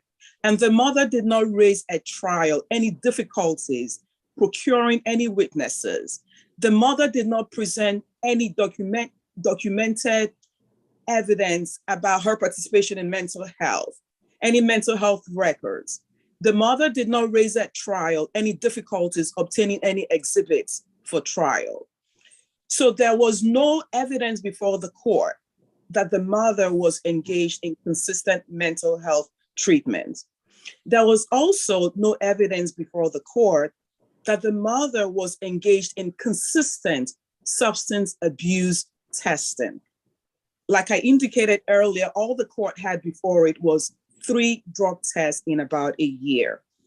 There was also no evidence before the court that the mother had participated in her court-ordered aftercare services after she completed inpatient at Samaritan Inn in fall 2019. The mother actually concedes that. The social workers asked for their information. The mother did not provide their information. And so the court did not have any information to suggest to the court that this mother, who has a long history of drug use, marijuana since the age of 18, PCP since the age of 25, her children coming into the court system in 2014, the children being placed back with her in 2016, the mother relapsing after the children were placed back with her, the case coming back again in 2018, the mother consistently tested positive for PCP until she went to detox at PIW, and then she went into inpatient at Samaritan Inn. She was consistently testing positive for PCP. So the court had before it a very long history of drug use, so much so that a short period of sobriety, and I believe if I can go back to the way the court phrased this, court's indulgence, I believe page 12 of the clarifying order, the trial court said, the mother's long history of drug use and relapse after closure of the 2014 neglect case required more than mere participation in an inpatient drug treatment program and a short period of negative drug tests to demonstrate that she had overcome her drug use. The associate judge also similarly noted on page 27 that participation does not equal progress. And it was not enough for the mother to just go through the motions. She needed to demonstrate a meaningful lifestyle change, which this mother did not demonstrate. Really, all of this, the mother needed to do this and the mother needed to demonstrate that. It really does sound like you're shifting the burden on the mother to prove that she was fit. We are not shifting the burden on the mother. The mother is presumptively fit unless proven not to be fit. The mother has a presumptive constitutional right to be mother to her children. And it's on the government to prove that she's not fit. And maybe they did and maybe they didn't, but everything that you're saying really sounds like you're putting the ball in the mother's court to prove that she was up to the task. And I'm not sure if I'll go back and read the court's orders to see if that's how they posed it, but this is really giving me pause as to how much of a burden was on the mother to put forward evidence. We are not suggesting that the burden was on the mother. We do agree that the burden was on the petitioner and the government, and that burden was met by the showing that there was lack of consistency in mental health treatments. That burden was met. That burden was met by the showing that there was lack of consistency in substance abuse treatments. That burden was met by the showing that there was lack of consistency in drug testing. I think we have your argument, and at this point, you're well over your 5 minutes, and we will move on to Ms. Sonsini. Thank you, Your Honor. I did have some other points I wanted to raise. If I could have just 1 minute to raise those other points. 1 minute, briefly, okay, please. Thank you. The evidence presented by the government and the petitioner showed that the mother was not consistent in visitation. Your Honors have already talked about the fact that she had the opportunity to have in-person visitation after August 2020 and did not avail herself of that opportunity. The evidence also showed that the visitation and the interactions between the mother and the children was not a positive one. The mother did not exercise good parenting skills. She was on the phone. She was not supervising the children. The children were running to the streets during visitation. The evidence before the court also showed a lack of meaningful involvement by the mother in the children's education and their services. The evidence before the court also showed the mother's failure to support and nurture the children. The evidence before the court also showed the mother's failure to comply with court-ordered services, the neurological services, the trauma-focused therapy, and outpatient substance abuse services. The evidence before the court also showed that the mother continued to deny the impact of her substance abuse on her parenting. And if she doesn't recognize what her substance abuse has done on her parenting of her children, the court was well within her discretion not to trust placing those children back in her care. The evidence also shows that the mother continued to deny the children's special needs. She was not involved in their education. She could not articulate what was going on with them. She did not understand what their issues were. She was not participating in their education. It was the petitioner who was advocating for the children's services. It was the petitioner who addressed the We're talking, I think, about the mother's fitness, so we shouldn't be comparing with the petitioner. Can you take just a few more seconds and wrap up your argument, please? Yes. Thank you. The evidence before the court was that the mother did not address the children's dental issues and the children suffered medical neglect in her care. The evidence before the court was that the mother did not participate meaningfully in the children's education in Gregory's IEP. She attended 2 of 6 or 7 IEP meetings, She was passive during the meetings. She asked no questions. With reference to Okay, the, counsel, I think I've given you a couple more minutes that have gone beyond a couple minutes. Thank you So so I think we understand your argument and we'll move on to Ms. Sensini. thank you. Good morning. May it please the court, Pamela Sanchini on behalf of the district. In addition to supporting co-appellees and the court's findings regarding unfitness, the district would like to address appellant's arguments regarding the Americans with Disabilities Act and the impact of the COVID-19 pandemic. To begin, as the court mentioned, neither of these issues were raised below. Appellant has never claimed a disability, and she did not claim violations of the ADA before the trial court or in her motion for review before the associate judge. Similarly, she never raised concerns that the pandemic limited her ability to demonstrate improvement either before the trial began or afterward in her motion for review. These issues have therefore been forfeited. As Judge, Do you agree, or do you think that some sort of discretion, plain error review, although the Alano test seems to have its genesis in criminal cases, and it's not clear to me that it's appropriate to use it in civil matters. Do you think that that gives TB a lifeline to argue these cases before this court, or do you think that the 1-2 step of failure to raise it in the trial court and failure to raise it at the first level of appellate review before the associate judge precludes us from hearing an ADA claim, even as a discretionary matter? I think that the appellant's failure to raise it before the associate and before the trial precludes this court from addressing it.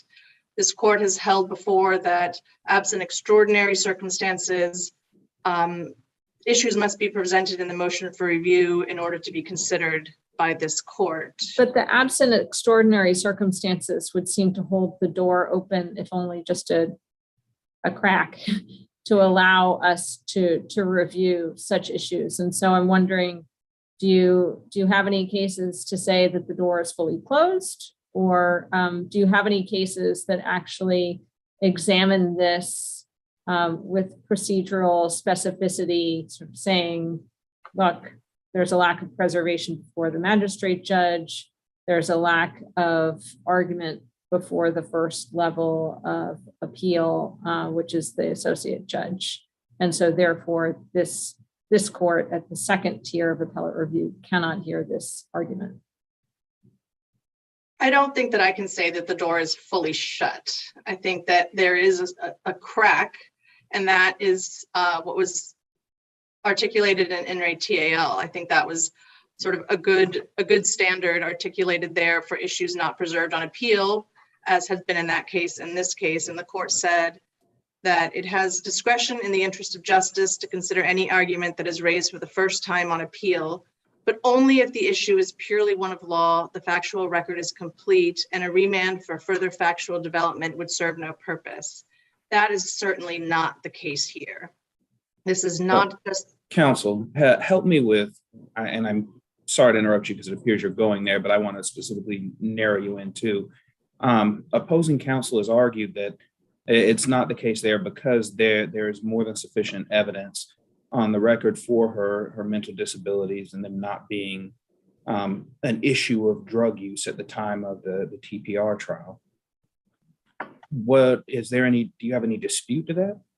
Because that would seem to be something then that we don't need a remand, like they talked about in TL, to develop the factual record more, and we would be dealing with a pure issue of law. I don't think there is clear evidence on this record of the disability. To begin, as the court mentioned, the evaluations that addressed her IQ were not admitted into evidence here. They were conducted several years ago, again, as the court noted, in a time when the mother was, by all accounts, still very much in the throes of her drug addiction. And there's evidence sort of on the other side. Mom Appellant disclosed to Dr. Toit that she had completed high school, that she'd attained a medical assistant certificate, that she'd had obtained various jobs as I think in Children's Hospital. So there was a lot of reason to believe that she did have some capacity to maintain employment as she had been during the time of trial. So there's certainly not clear evidence of a disability here. Might there have been? Sure, she could have, as the court also mentioned, followed through with the cognitive testing or the neurological evaluations, or even simply the visit to her primary care physician that was recommended in these tests as early as 2018, yet she didn't do that. I think if these issues had been raised timely, those factual issues could have been further developed. Again, however, I don't think that the adoption trial was an opportunity to do this. Her opportunity to address the Americans with Disabilities Act was at the goal change hearing. As this court found in In Re HC, the individualized accommodations that are required by the ADA are subsumed into the reasonable efforts finding. That was her opportunity to say, I need more than what the government provided because my individualized needs in this case have not been met. But she didn't raise the, excuse me, she didn't raise the ADA at the TAL hearing, nor did she challenge the TAL findings subsequently. So when she had the opportunity to develop a record on whether the district had done enough for her, she didn't do so. I would also note that there is a lot of evidence in this record about the equal access to services, the individualized treatment that the ADA requires that was provided to the mother. She had the individualized attention of social workers, therapists, recovery specialists. She was admitted into family treatment court, which is a very hands-on program to assist the mother. So she did receive this individualized treatment throughout the proceedings, and the court found as such when it changed the goal. With respect to the COVID complaints, I think the court is correct that, you know, the delay in the proceedings worked to her benefit. She had an additional 6 months of time to engage in treatment. She testified that she did continue engaging in treatment during that time. She had the opportunity to call in witnesses that she had listed either from Family Matters or from Inner City to explain what she was learning in this therapy, but she didn't do that either. So there is no information on this record for the court to find that there was a negative impact on her ability to present evidence due to the COVID-19 pandemic. We would urge this court to follow the guidance of the many courts around the district that have addressed the Americans with Disabilities Act in the context of a termination of parental rights proceeding, and to find that in this case, the ADA does not serve to provide the appellant with any remedy to the adoption decree. And we would ask this court to affirm. Thank you, Ms. Sanchini. We will now hear from Mr. Krell. Thank you, Your Honors.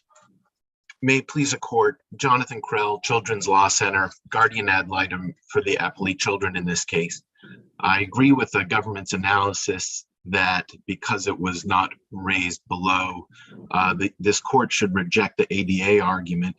I would just point the court's attention to, even if the court had reached the merits of the ADA argument, and even if the court has some underlying concern about fairness to the mother in this case, TB did receive individualized treatment consistent with the objective evidence required by In Re HC that was just cited by the government. And the argument about the ADA is totally inconsistent with what actually occurred in this case. Now, first of all, in her closing argument and in her motion for review, TB argued that it was a lifestyle change that made it so that she can meet the fundamental needs and parent her children. That's page 17 of her closing and page 22 of her motion for review. That was their main argument about why there was such a delay in this case. And today in front of this court, she argues that she requires accommodations to assist her in completing and reaping the benefits of court-ordered services.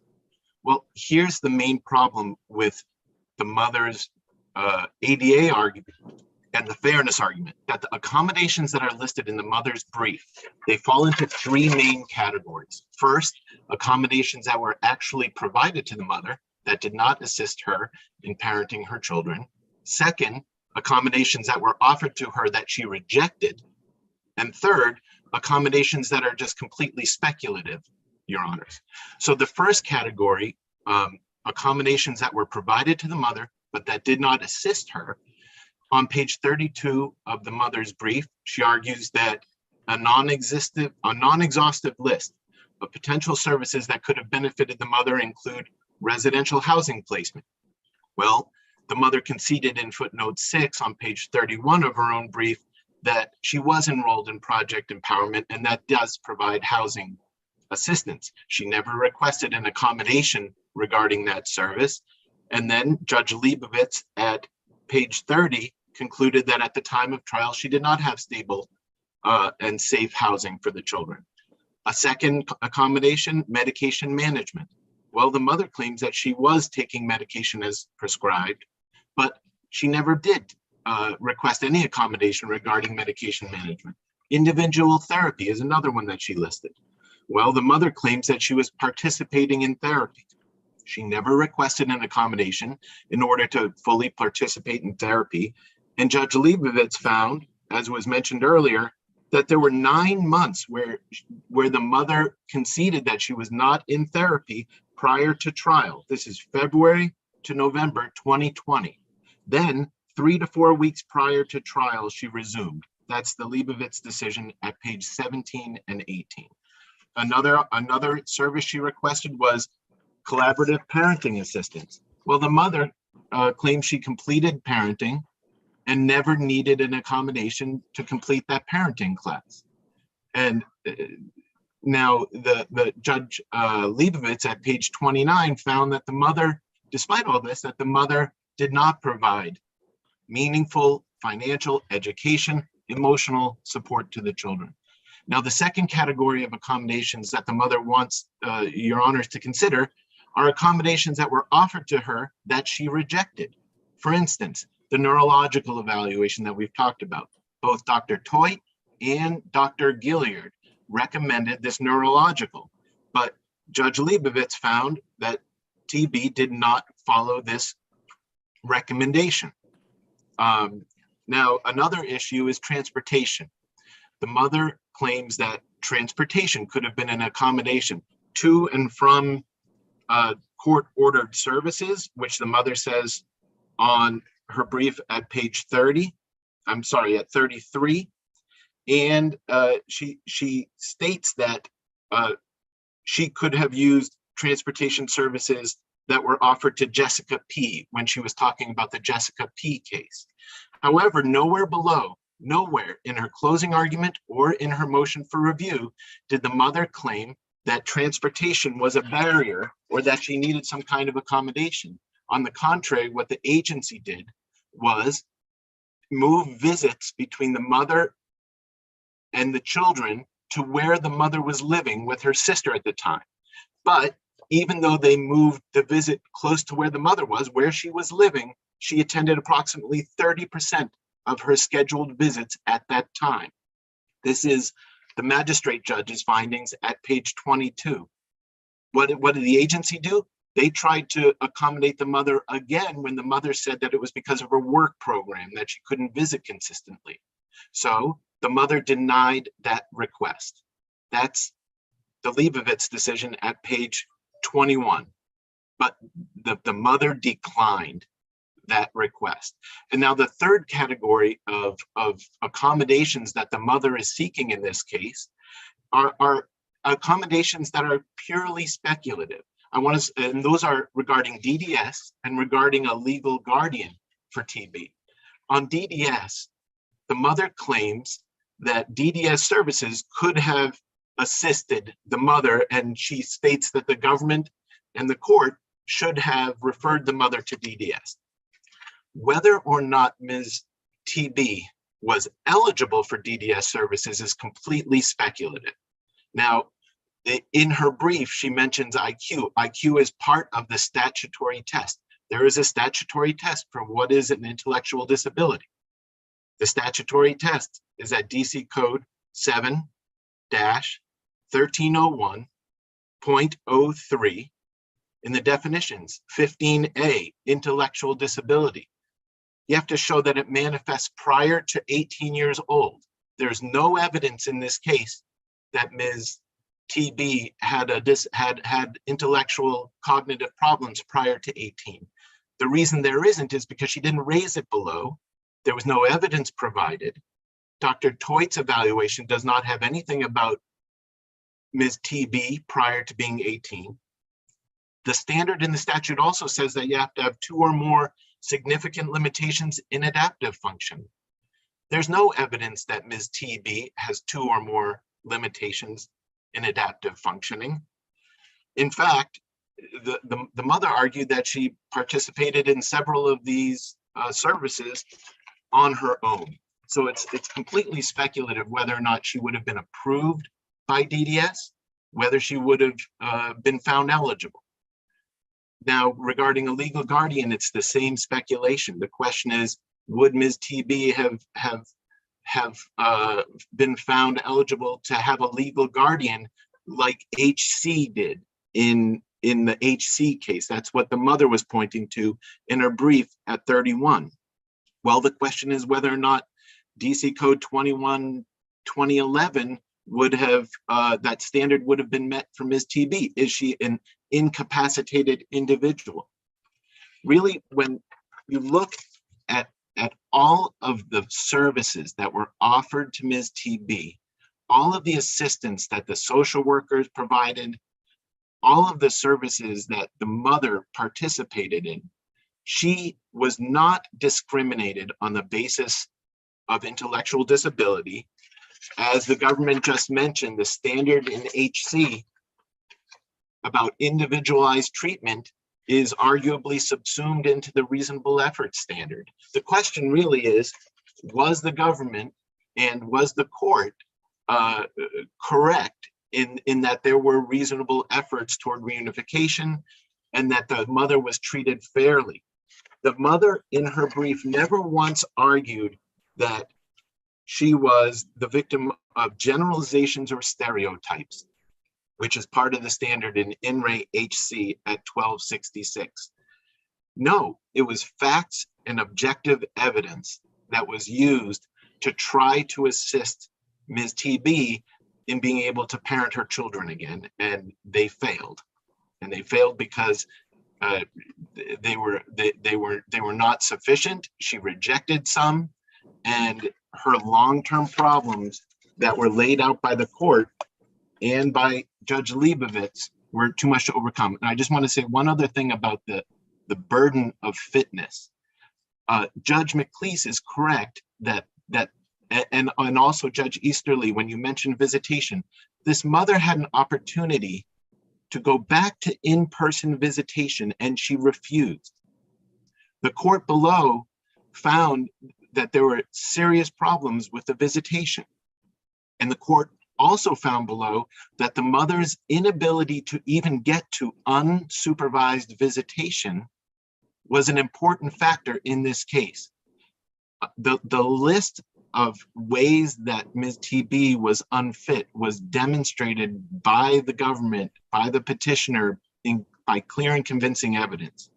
Judge Albert went through a long list. She did not just rely, as Judge McLeese mentioned, did not just rely on substance abuse. She found that there was a lengthy history of child neglect. The petitioner laid out all the different ways.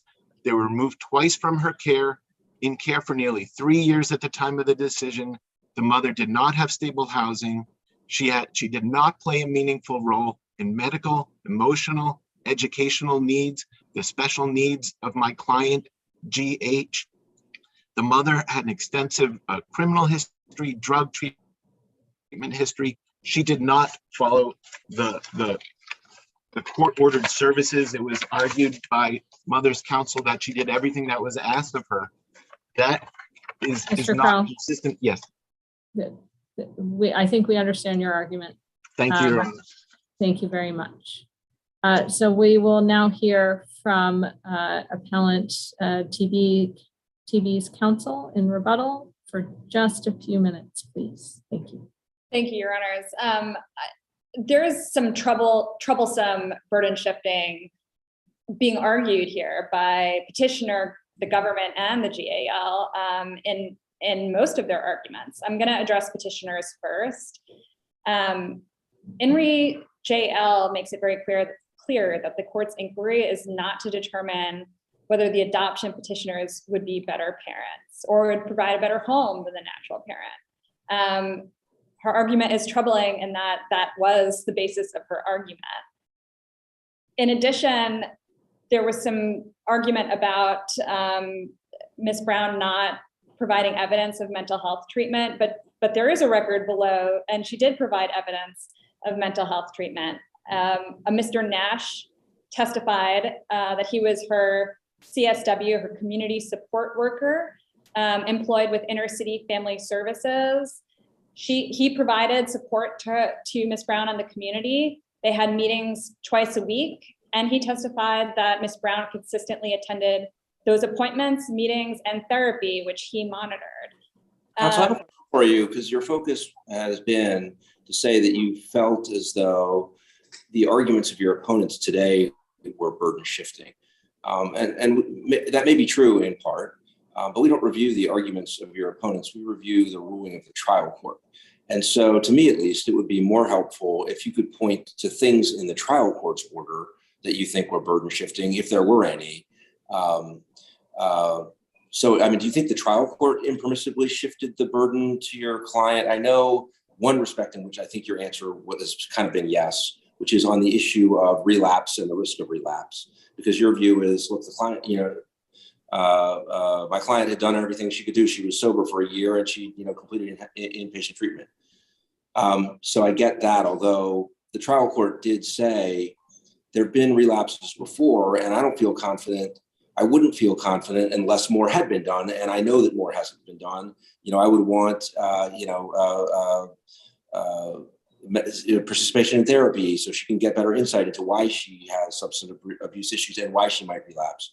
So, I mean, the trial court, I don't know if that's so much exactly burden shifting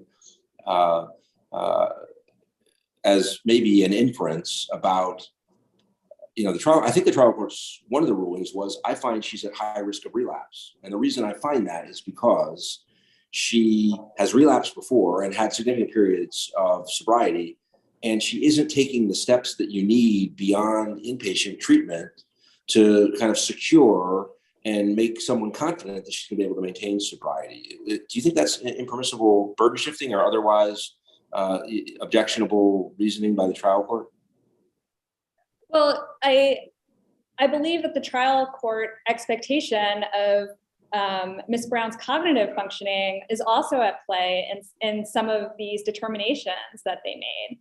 The trial court discussed her inability to grasp the impact of substance abuse on her parenting. That is a sign of a cognitive disability, if that is true.